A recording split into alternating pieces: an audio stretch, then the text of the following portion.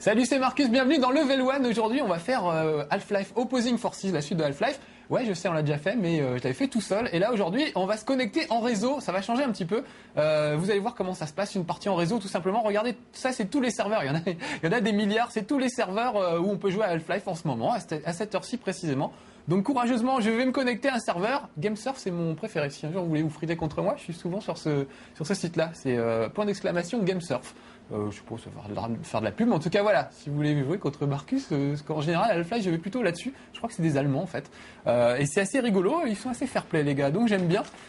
Donc voilà, Half-Life, vous allez voir que c'est génial en réseau, franchement c'est beaucoup plus fin que Quake et tous les autres trucs dans le même genre. Bon évidemment ça reste toujours un gros carnage, mais c'est plus fin parce que je trouve que c'est un peu plus réaliste, les armes sont plus intéressantes, très très variées. On va voir tout de suite pourquoi. Voilà, je me retrouve face à un gars, voilà, j'ai tué Zocker. Alors combien on est là-dedans? Regardez.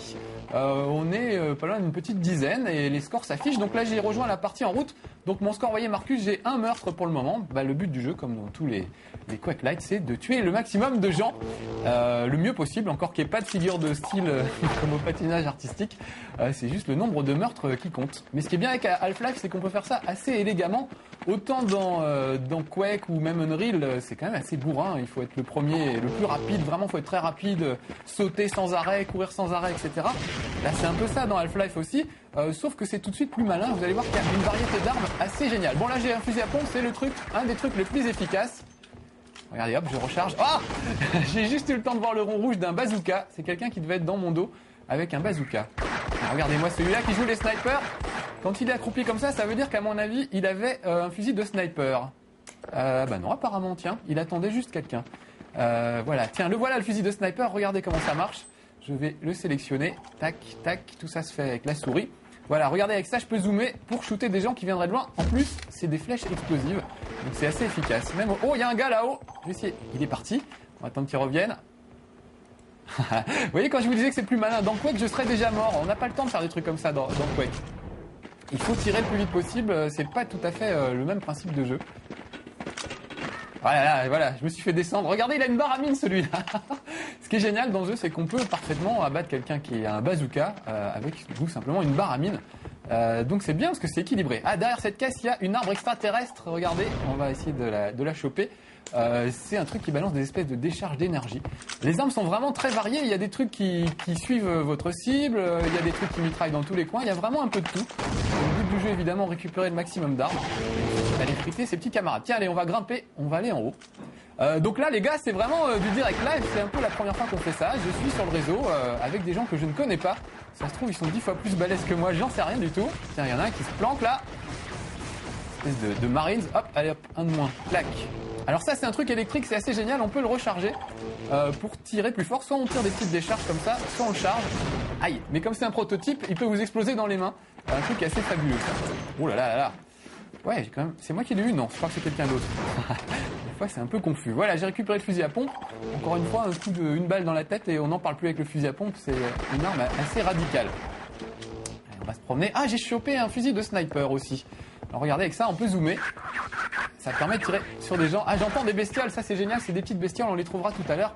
C'est des petites bestioles extraterrestres qu'on peut balancer sur l'adversaire et qui vont le dévorer. Oula, il y avait un gars là. Ah, trop tard. Je vais me venger parce que je viens de renaître pile à l'endroit où j'étais il y a 2 secondes. Ah, j'ai pas réussi à me venger. Bon, mon score est je suis un peu aux fraises. On va attendre la prochaine carte peut-être pour se rattraper, j'espère. Ouais, il faudrait que je fasse voir les bestioles, je crois qu'elles sont dehors. Ça, c'est assez génial. C'est des petites bébêtes qu'on lance sur l'adversaire et qui lui sautent à la gorge. C'est une arme qui existe dans aucun autre jeu à ma connaissance. Ça, c'est pas mal aussi. Ça permet, cette espèce d'arme, c'est comme une sorte de lance-grappin. Ça permet de grimper en hauteur. Un peu comme je sais pas comment ça s'appelle, un truc avec un enrouleur qui vous ferait grimper en hauteur. Là, j'ai pas de quoi m'accrocher, mais il faudrait que je vous fasse voir ça tout à l'heure. Bon, on va rentrer là-dedans et on va essayer d'aller tuer des gens. Ça a l'air assez calme. Vous voyez, par rapport à une partie de Quake, on n'est pas 50 non plus sur le serveur là, mais je trouve que c'est quand même relativement calme si on compare ça à une partie de Quake. Ou même Unreal. En fait, c'est assez marrant. Quake, c'est très très bourrin. Quake 3 est vraiment très très bourrin, mais ça a son charme évidemment. Unreal est un peu entre les deux, parce que Half-Life est beaucoup plus malin. Et Unreal est un peu entre les deux. Donc en fait, il y en a vraiment pour tous les goûts. Selon ce que vous aimez, vous arriverez à trouver un jeu qui vous plaît bien. Ça, c'est des trucs pour recharger son énergie. Là, je suis au complet, en pleine forme. Là. Lui, il a chopé une arme extraterrestre qui est assez rigolote, qu'on va essayer de choper aussi, tiens. On sera à arme égale, regardez. Ça tire des espèces de boulettes de plasma sur l'adversaire et il en reste plus grand chose. Là, l'arme que j'ai est pas mal, il y a des balles explosives dedans, qui sont ce qu'il y a de plus efficace. Sinon, ça tire en rafale. Dans toutes les armes de Half-Life, il y a tir secondaire, tir principal. Ça, c'est un petit truc pour sauter un peu plus haut. Vraiment, il y a tout ça, c'est assez génial. Il y a vraiment une richesse d'armes qui est assez super. Ah, voilà, un bazooka. Voilà, un de moins. Le bazooka, il y a deux modes. Ah, tiens, un petit bug. Ça arrive de temps en temps. Voilà. Oh, regardez, c'est des bestioles dont je vous parlais tout à l'heure. Il les a lâchées sur moi. Et ces bestioles, en fait, essayent de venir vers leurs victimes. Et elles ne vous lâchent pas tant qu'elles vous ont pas bouffé, en fait. C'est assez rigolo. On va essayer d'aller en choper tout à l'heure. Encore des gens, on me tire dessus. Je vais faire le tour par là. On va voir si on voit des gens en bas. Tiens, il y en a un là. Hop. Ah là, quelqu'un d'autre m'avait vu, apparemment. Bon, où sont les bestioles? D'habitude, elles sont par là, mais pour le moment, j'ai pas réussi à les choper. J'aurais bien voulu vous faire voir comment ça fonctionne. Je crois qu'elles sont là. Ah, les voilà. Alors regardez, je vais les utiliser même si... Alors regardez, je lâche une bestiole, elle file vers l'adversaire. Si elle trouve personne à manger, c'est moi qui va venir manger.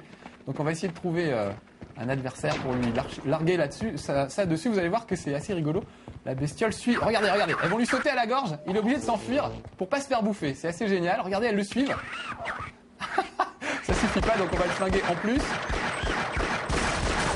Par contre, il faut être très prudent. En plus, ouais, là, c'est vraiment pour vous faire voir parce que normalement, évidemment, faut pas rester. Regardez, les bestioles n'ont plus rien à bouffer. Et maintenant, c'est moi qu'elles attaquent.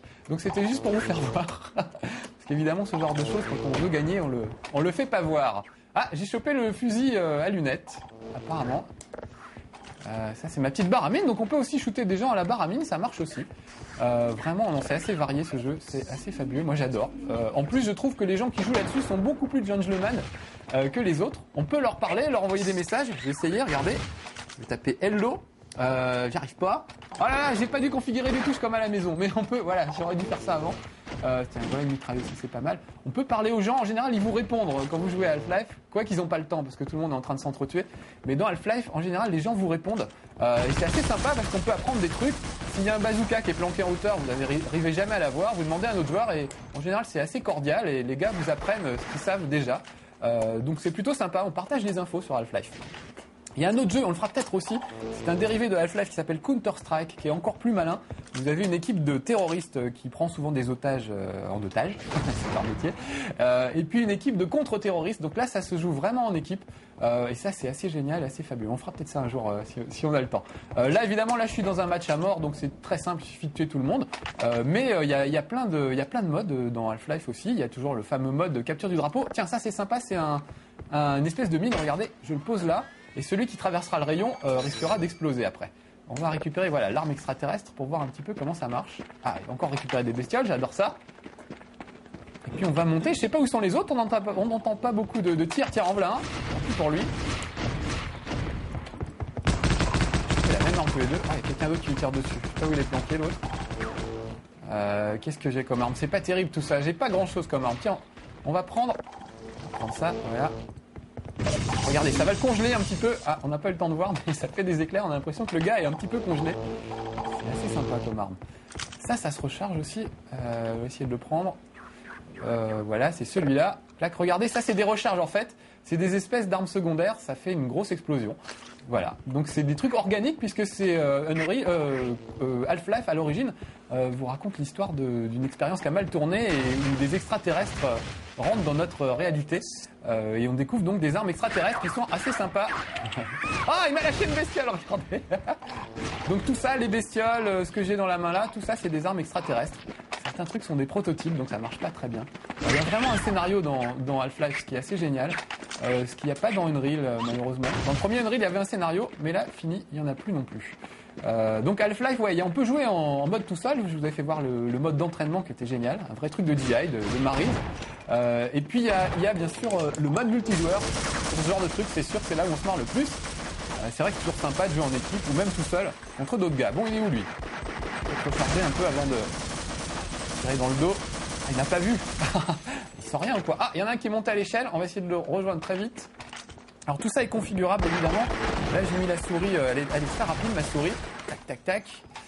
Et je dois commencer à être pas mal. Oh, je vois j'ai vu la lumière. J'ai vu un rond de bazooka, ce qui est jamais très très bon.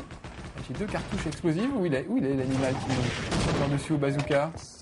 Vous voyez, il y a plein d'endroits pour se planquer, ce qui n'est pas le cas dans les cartes d'habitude dans Half-Life ou Quake, ou dans Unreal, pardon, ou Quake, je mélange un peu tout.